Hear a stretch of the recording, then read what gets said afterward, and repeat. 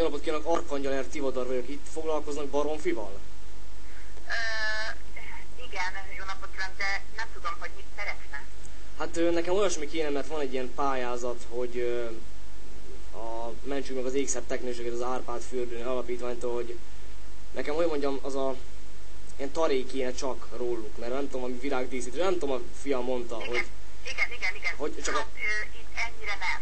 Itt nem. Inkább azt szeretném mondani önnek, hogy próbálkozzon meg, van egy vágóhíd, csak nem jut eszembe, hogy hívják ezt a következő, Dabas után a következő faluk, ott van 2 vágóhíd is. Ja, ott a zöldnél?